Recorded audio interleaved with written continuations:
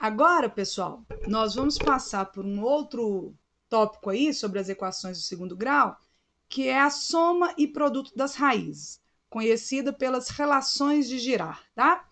Essas relações de Girard podem auxiliar demais a resolução de equações de grau 2, né, equações quadráticas, e até mesmo resolver probleminhas que utilizam da equação do segundo grau enquanto contexto, né, do problema. Pode ser que muitos de vocês tenham também trabalhado esse assunto lá no ensino fundamental, mas alguns podem ter passado direto por isso e não terem visto essas relações. O que fala essas relações de Girard? Fala o seguinte, que numa equação de segundo grau, se eu somar as suas raízes, a soma dessas raízes tem uma relação direta com os coeficientes b e a da equação, de tal forma que essa soma é dado pela razão de menos b sobre a. A outra relação é em relação ao produto das raízes, que fala que se eu multiplicar as duas raízes da minha equação, e lembrando, gente, sempre quando eu falar de raízes, são as raízes reais dessa minha equação. Se eu fizer o produto dessas raízes lá na equação do segundo grau, esse produto ele é dado pela razão do coeficiente c pelo coeficiente a. Sabendo disso, às vezes eu posso utilizar para encontrar, inclusive, as raízes da minha equação do segundo grau. Eu vou resolver esse exemplo pensando nisso, tá? Eu quero resolver essa equação do segundo grau. Ela é completa, tem A, B e C definidos. Então, vamos colocar aqui, olha, o A, ele é igual a 1. O B é menos 4. E o C, menos 5. E vou utilizar as relações de Girard para tentar encontrar as raízes, tá? E a minha estratégia vai ser pensar nessas raízes. Então, vamos escrever a primeira relação que fala que x1 mais x2, que é a relação da soma. Vou apagar esse 2 aqui. A relação da soma é igual à razão de menos b. Então, o b é menos 4, ó. A razão está aqui, ó, menos b sobre a. Menos o menos 4, deu 4. Sobre a, que é 1, então x1 mais x2 vale 4. E o produto das raízes, a outra relação, x1 vezes x2 é igual a c sobre a. O c é menos 5. Sobre a, que é 1, então vai ficar 5 mesmo. Então, tá aqui as duas relações da soma e do produto das raízes. Eu poderia resolver utilizando aqui estratégias de resolução, né, de equações, de um sistema de equações, porém, eu vou pensar nessas minhas soluções, uma vez que eu tenho dois números cuja soma é igual a 4 e dois números cujo produto é igual a menos 5. E pensar nesses valores tá fácil, não tá tão difícil assim não. Porque se o produto de dois termos é igual a menos 5 e a soma é igual a 4, eu só consigo pensar em dois valores quase que de forma instantânea que poderiam me auxiliar nessas condições, que é o 5 e o 1. Note que 5 vezes 1, eu sei que vai dar 5, mas eu quero que o produto seja igual a menos 5. Então, até vou colocar aqui, ó, x1, pensando aqui 5 e x2, 1. Pensei quase de automático, mas o produto dos dois termos tem que dar menos 5. Então, bastaria colocar o sinal de menos em um dos dois, não bastaria? Não bastaria? Porque, nota, se eu coloco menos 5 aqui, menos 5 vezes 1, menos 5. Se eu coloco menos aqui no 1, também, menos 1 vezes 5, menos 5.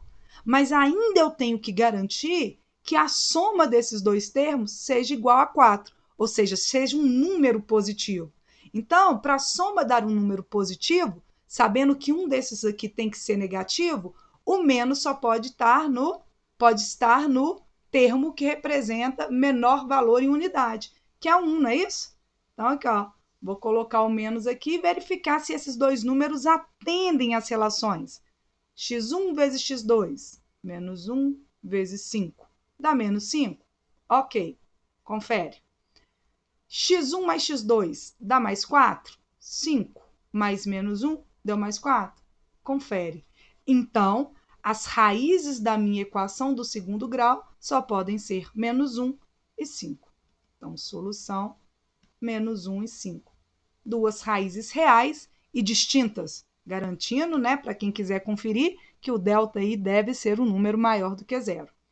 É claro que essas relações de Girard, elas sim, auxiliam muito o cálculo, né, das raízes da minha função, da minha equação, se for fácil encontrar valores que atendem às relações. Às vezes esses valores são números decimais, né? Números, na verdade, números racionais, e fica muito difícil pensar em dois números que vão atender às condições. Mas quando são fáceis assim, ó, pode ser uma boa estratégia para que a gente ganhe tempo na resolução de um problema. Beleza? Então, já relembramos mais umas coisas aí sobre a equação de segundo grau. Vamos para mais um elemento importante, que é a forma fatorada da equação do segundo grau.